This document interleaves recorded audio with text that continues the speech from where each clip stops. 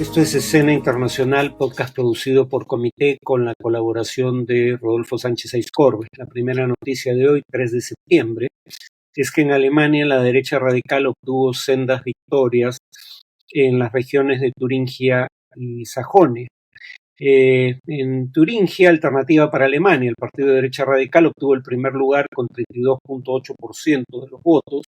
En Sajonia el segundo lugar, pero un resultado que no había obtenido desde la década del 30 del siglo pasado, y ambos son regiones, y no es por casualidad, que se ubican en el este de Alemania, es decir, en lo que fue la República Democrática Alemana, o lo que también se conocía como la Alemania comunista.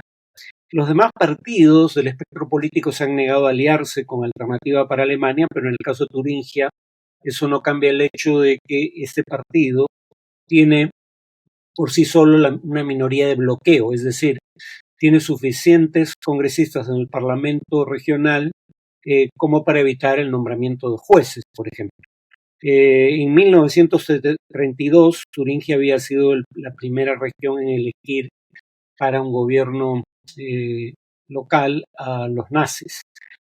Alternativa para Alemania, igual que el nuevo partido de izquierda radical, conocido por sus siglas BSW, se oponen ambos al envío de armas a Ucrania. Y aunque este partido, fundado por Sahra Wagenknecht, en principio estaría ubicado en el polo opuesto del espectro político, en la práctica sus posiciones en más de un tema son indistinguibles de las de Alternativa para Alemania. Este partido de izquierda radical sacó 11.8% en Sajonia y 15.8% en Turingia, y aunque propone políticas redistributivas que se suelen asociar a la izquierda, pero que también han propuesto partidos de derecha radical, como veremos en otro podcast, es conservador en temas sociales como la inmigración o el medio ambiente. Los partidos de la alianza oficialista tuvieron en algunos casos sus peores resultados históricos en estos lugares. La segunda noticia es que se produjo este lunes una huelga general en Israel exigiendo al gobierno de Benjamín Netanyahu un cese al fuego que permita la liberación de rehenes en cautiverio. Esto después de que 6 de ellos fueran recuperados ya como cadáveres, pese a haber sido secuestrados vivos. Y claro, se teme que esto continúe ocurriendo. La mayoría de los rehenes encontrados por las tropas israelíes en Gaza estaban muertos, en algunos casos por acción del propio ejército israelí, y producto de eso hubo, tras conocerse la noticia, las mayores movilizaciones de protesta en Israel pidiendo un acuerdo de cese al fuego desde el inicio de la invasión israelí de Gaza. Según los medios, participaron entre 200 y 400.000 personas. Según los organizadores, superaron el 500.000. Y en este contexto, la principal central sindical, el Histadrut, convocó a la huelga general del lunes, que no solo fue secundada por la mayoría de gremios, sino incluso por algunas asociaciones empresariales que permitieron a sus trabajadores unirse a la protesta.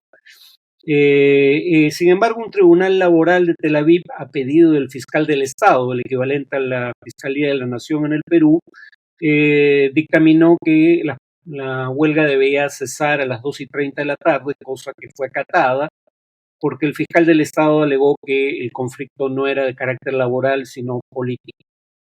Finalmente, en México, Andrés Manuel López Obrador presentó el último informe de su sexenio como presidente. Dijo que México vive una auténtica democracia y que su gobierno revirtió la decadencia de 3 décadas de gobiernos neoliberales en México. Además, que inició una nueva etapa de México, de la historia del país, con lo que dan a denominar la cuarta transformación, que, digamos, da una idea de la importancia que él atribuye a su proyecto, porque viene después de las 3 transformaciones previas: la Guerra de Independencia, la Guerra de la Reforma durante Benito Juárez y la Revolución Mexicana de inicios del siglo XX.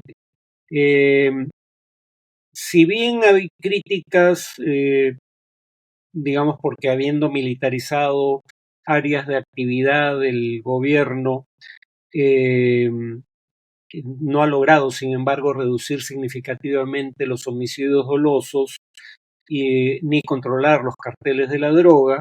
Sigue siendo el presidente mexicano más popular de las últimas décadas, eh, producto de la pensión universal, aumentos de salarios, disminución de la pobreza, producto en parte de programas sociales de su gobierno. Entre las críticas que se le plantean, además del tema de la seguridad, está, como ya vimos en otro podcast, el proyecto de elección popular de más de 7.000 cargos judiciales.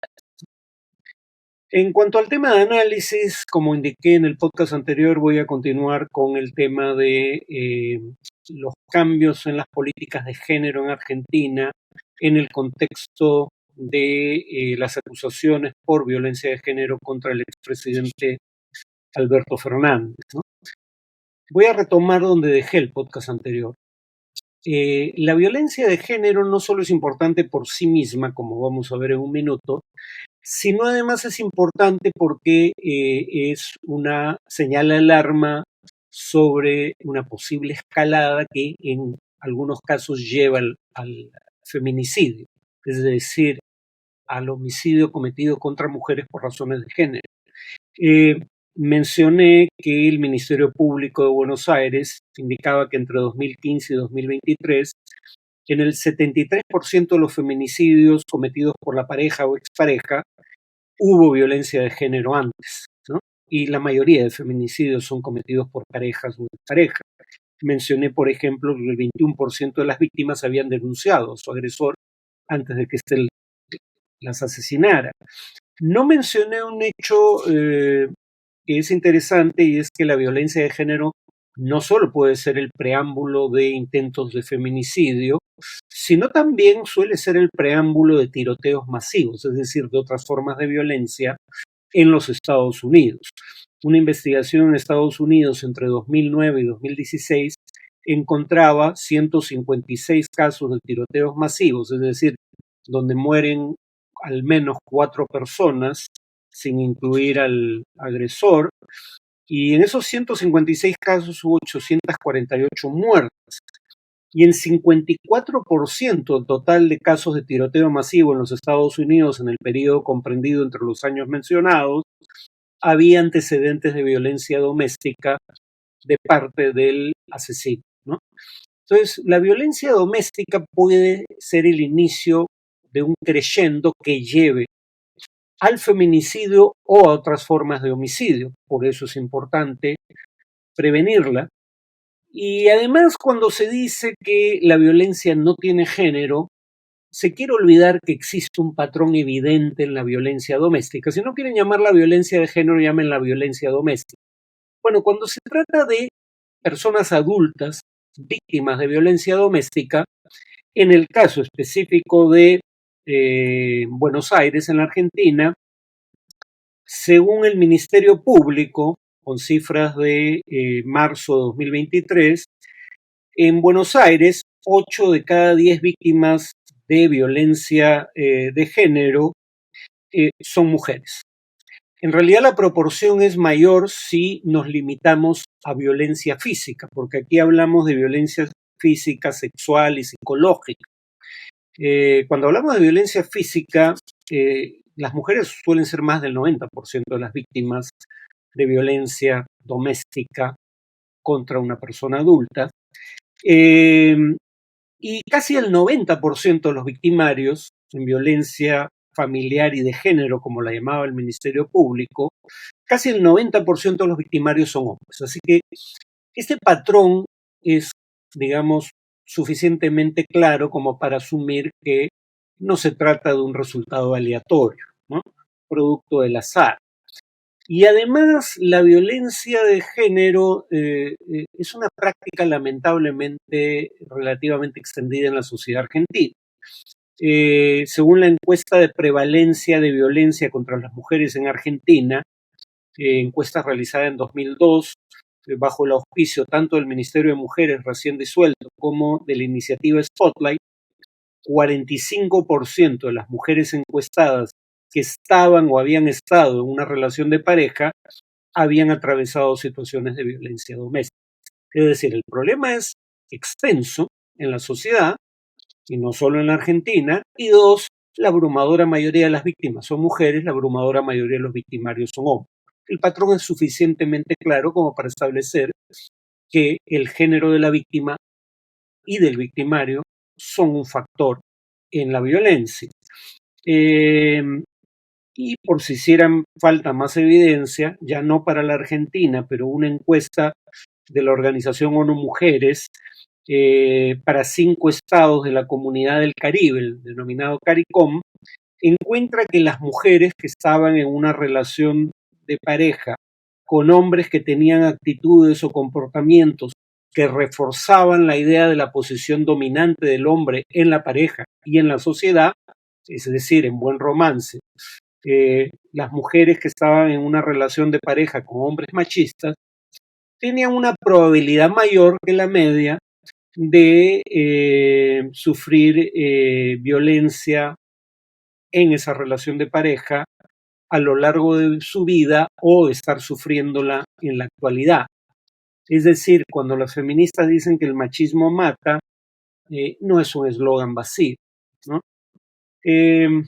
Aquí volvemos al tema, sin embargo, del vocero presidencial Manuel Adorni, que utilizó el caso de Alberto Fernández para decir que las políticas de género no se habían usado para ayudar, sino para hacer politiquería barata, y que cuando ves los acontecimientos de los últimos días, refiriéndose a la denuncia contra Fernández, se nota que la desprotección de la mujer en términos de violencia era total.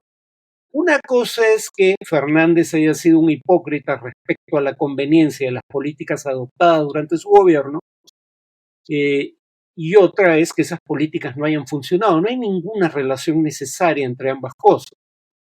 Que Fernández sea un victimario y un hipócrita no quiere decir que las políticas que se adoptaron durante su gobierno no hayan dado resultados.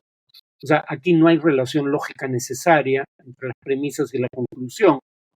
Pero además es el pretexto que se utiliza para que la línea 144, que atiende a personas, fundamentalmente mujeres, en situación de violencia doméstica, se convierta en una línea abierta a todo el público, como dijo el ministro de Justicia Cuneo. Y nuevamente, el punto no es que no haya necesidad de afrontar los casos de violencia doméstica independientemente de quién sea la víctima o el victimario. Pero como acabamos de indicar, hay patrones aquí y esta violencia no es aleatoria. Casi siempre las víctimas son mujeres, por lo menos cuando las víctimas son mayores de edad, y casi siempre los victimarios son hombres. Entonces, por eso no tiene tanto sentido decir que la línea, y esto es una cita del ministro de Justicia, asistirá a todos los argentinos que atraviesen una situación de violencia y riesgo, sobre todo cuando el gobierno del que forma parte Cuneo, en junio de 2024, despidió al 38% de las personas, casi todas mujeres, que atendían esa línea. Es decir, se le va a dar más trabajo a la línea con menos personal, lo cual ahora sí garantiza probablemente que se vuelva inoperante. Perdón, terminaría con una cita de Javier Milei, el presidente argentino, que entenderán por qué sonrío cuando la lea. Dice Milei lo siguiente: yo, por ser hombre, blanco, rubio, de ojos celestes y tener pene, no voy a pedir perdón. Bueno, en primer lugar, esta parece una afirmación aspiracional más que una descripción, porque, que se sepa, no es rubio, ¿no? En segundo lugar, es curioso que, habiendo dicho que es un hombre, tenga que aclarar que tiene pene, ¿no? Sobre todo para alguien que cree que el género en realidad lo define la biología, ¿no? Y en tercer lugar, no dice quién le anda pidiendo que se disculpe. Creo que en realidad nadie hace eso. Uno no tiene que disculparse por ser hombre o por no pertenecer a los grupos étnicamente discriminados. Pero sí es importante ser consciente de que el color de piel y el sexo pueden dar ventajas en una sociedad en donde el acoso callejero, por ejemplo, lo sufren en una proporción abrumadora las mujeres, en donde la violencia doméstica que afecta a mayores de edad la sufren en una proporción abrumadora, mujeres y no hombres, o que cierto tipo de delitos, como violación, son delitos que padecen en mucha mayor proporción mujeres que hombres. Tú no eres culpable de las tendencias estructurales en tu sociedad por haber nacido hombre, pero nadie está diciendo que seas personalmente responsable. Por eso se dice que es estructural, no tanto producto de la agencia individual. El punto es no ser consciente de que por las características descritas que usa mi ley para autodefinirse, etnicidad y sexo, tienes una posición privilegiada en términos relativos en la sociedad. Eso es lo único que se pide, ¿no? Conciencia de ese hecho. No pedir disculpas por algo de lo que no eres personalmente responsable y lo que virtualmente nadie te acusa. Bueno, eso es todo por hoy. Nos vemos en el siguiente podcast.